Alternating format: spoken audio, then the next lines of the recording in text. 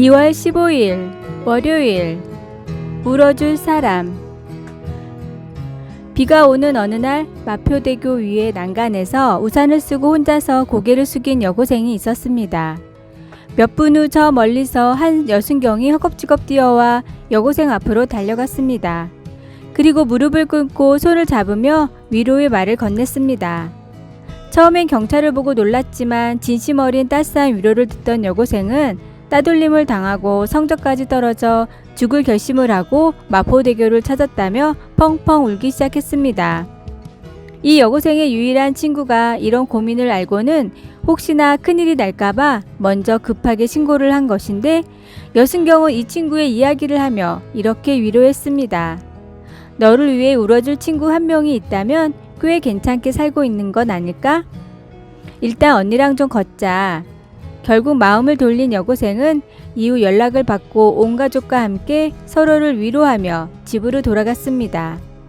때로는 누군가를 위해 울어줄 수 있는 사람이 생명을 살리고 영혼을 구할 수 있는 사람입니다. 하나님은 지금도 잃어버린 영혼들을 위해 마음 아파하고 계십니다. 우리 역시 그 마음을 가지고 잃어버린 영혼들을 바라고도 또 먼저 나서서 손을 내밀어야 합니다. 하나님의 마음을 깨닫고 주위에 살아갈 힘을 잃은 사람들을 찾아가 위로하고 복음을 전하십시오. 오늘의 말씀. 형제들아, 너희를 권면하노니 게으른 자들을 권계하며 마음이 약한 자들을 격려하고 힘이 없는 자들을 붙들어주며 모든 사람에게 오래 참으라. 데살로니가 전서 5장 14절. 오늘의 찬송 517장. 가난한 자 돌봐주며.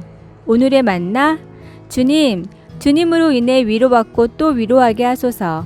누군가를 위해 울어줄 수 있는 생명을 살리는 위로자가 됩시다.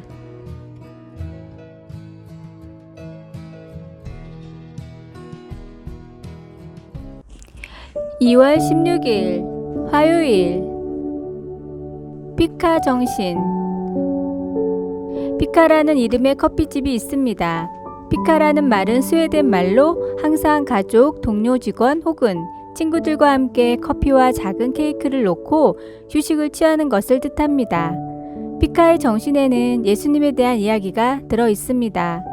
주님도 시간을 내어 사람들과 함께 드시면서 휴식을 취하신 것입니다. 학자들에 의하면 예수님의 식사는 아무렇게나 준비된 것이 아니었다고 합니다. 신학자 마크 글렌빌은 예수님의 식사를 구약에서 이스라엘의 향연과 축제에서 즐거운 마음으로 먹는 두 번째 코스라고 부릅니다. 식탁에서 예수님은 하나님이 의도하신 바 이스라엘이 지녀야 할 모습을 그대로 재현해 보이셨는데, 그것은 이스라엘이 온 세상의 기쁨과 축하와 공유의 중심이 되는 것이었습니다.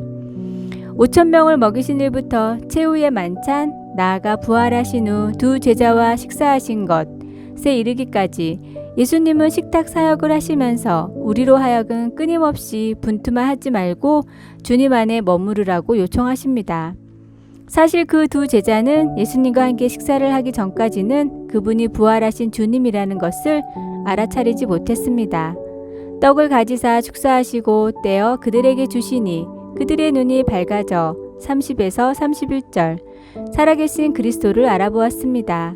주님은 분명히 생명의 양식입니다. 우리도 주님의 식탁에 오래 머물러 주님에 대해 더 많이 알 수 있기를 소원합니다. 말씀. 그들과 함께 음식 잡수실 때에 떡을 가지사 축사하시고 떼어 그들에게 주시니 누가복음 24장 30절. 찬송 221장. 주 믿는 형제들. 기도. 주님의 식탁에 머무를 수 있도록 시간과 공간을 마련해 주시니 감사합니다. 시간을 내어 생명의 양식을 먹게 하소서. 아멘.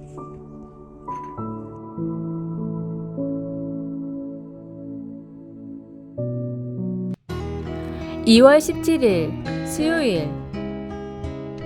정말 함께 해야 할 것.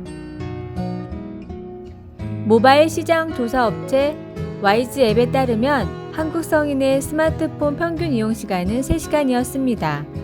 수면 시간과 일과 시간, 식사 시간을 제외하면 여가의 거의 대부분을 스마트폰을 사용하는 것입니다. 스마트폰을 가장 많이 사용하는 연령대는 20대로 4시간이 넘었고 10대와 30대는 3시간으로 비슷했습니다. 6년 전에는 스마트폰이 없으면 불안을 느끼느냐는 설문조사에 약 60%가 그렇다고 응답했습니다. 그런데 최근에는 무려 80%가 불안하다고 응답했습니다. 한국정보화진흥원에 따르면 스마트폰 중독자가 3년에 2배 이상으로 늘어나고 있는데 특히 일반적인 생각과는 다르게 10대보다 성인의 경우가 훨씬 가파르게 증가, 현재 약 400만 명이라고 합니다. 이처럼 스마트폰에 대한 의존도가 가파르게 상승하고 있습니다.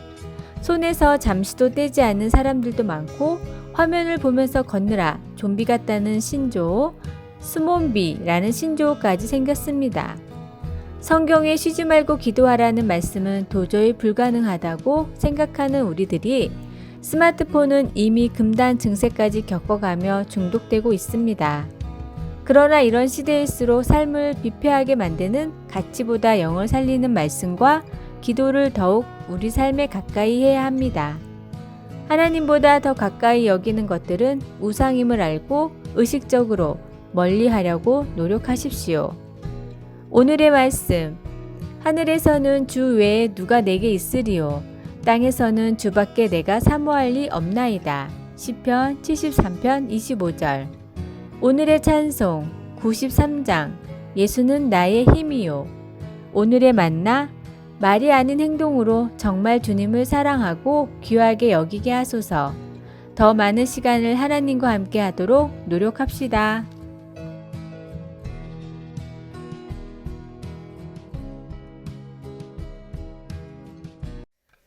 2월 18일 목요일, 하나님의 이야기 속에서 살기. 어니스트 헤밍웨이가 단어 6개로 흥미진진한 이야기 하나를 지어낼 수 있느냐는 질문을 받았습니다. 그의 응답입니다. 아기 신발 팝니다. 한 번도 신지 않았음. For sale, baby shoes, neighbor one. 사람들에게 나머지를 더 생각하게 만드는 헤밍웨이의 이 이야기에는 힘이 들어 있습니다. 건강한 아이지만 그냥 그 신발이 필요하지 않는 건가? 아니면 하나님의 깊은 사랑과 위로가 필요한 어떤 가슴 아픈 죽음이 있었던 걸까? 아주 훌륭한 이야기들은 우리의 상상력을 불러일으킵니다. 그렇기 때문에 지금까지 있었던 가장 위대한 이야기가 우리의 창의력에 불을 지피는 것이 전혀 놀랍지 않습니다. 하나님의 이야기에는 중심이 되는 하나의 축이 있습니다. 하나님이 만물을 창조하셨고 우리 인류는 죄에 빠졌으며 우리를 죄에서 구하시기 위해 예수님이 이 땅에 오셔서 죽으시고 다시 사셨으며 이제 우리는 주님이 다시 오셔서 만물을 회복하시는 것을 기다리고 있다는 것입니다. 이전에 있었던 일과 미래에 있을 일을 알게 된 우리는 이제 어떻게 살아야 할까요? 예수님이 그분의 모든 창조물을 악의 소나기에서 회복시키고 계시다면 우리도 어둠의 일을 벗고 빛의 갑옷을 입어야 합니다. 여기에는 하나님의 능력으로 우리가 죄에서 돌아서는 것과 하나님과 다른 이들을 철저히 사랑하기로 결심하는 일이 함께 포함됩니다.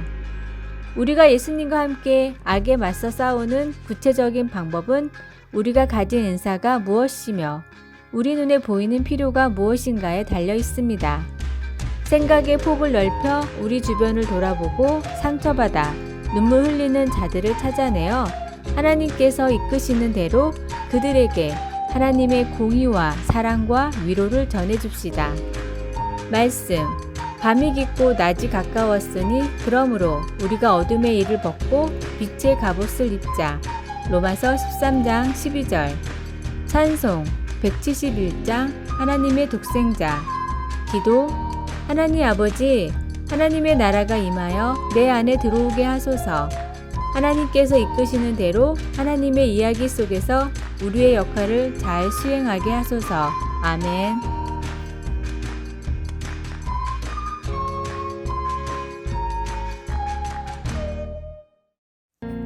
2월 19일 금요일. 발은 다시 씻으면 그만. 군 제대 후 복학을 하게 되었습니다. 자취 비용을 벌어야 했으나 취업 준비로 일할 시간이 빠듯했습니다.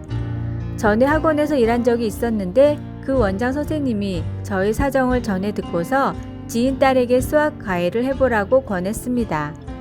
며칠 뒤 학생 집으로 갔습니다. 면담 내내 아이가 뾰루퉁에 가기에 진땀을 흘렸습니다.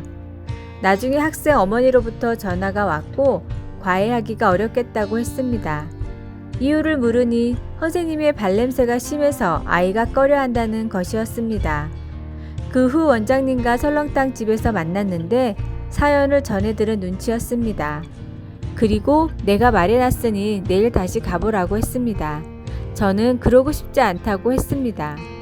그러자 원장님은 세상에 힘든 일이 얼마나 많은데 이렇게 포기하는 거야?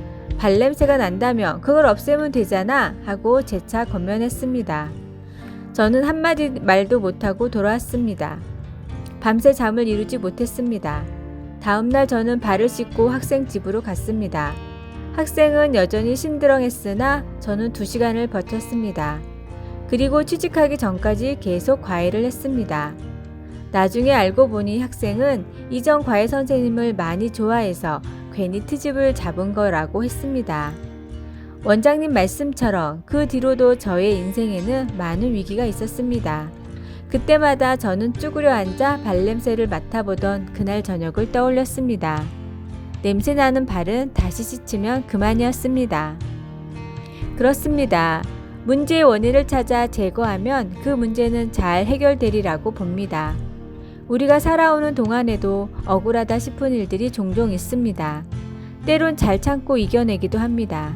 그러다 보면 나를 억울하게 했던 그 사람을 오히려 고마워하게 되는 경우도 생깁니다.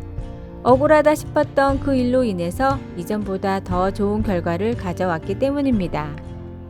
오늘의 말씀, 하나님이여 주께서 우리를 시험하시되 우리를 단련하시기를 은을 단련한 같이 하셨으며 시편 66편 10절. 오늘의 찬송 343장 시험 받을 때에 오늘의 만나 어려움을 모르는 것보다 더 불행한 사람은 없습니다. 하나님은 크게 쓰실 사람을 고난의 학교에서 연단시키십니다.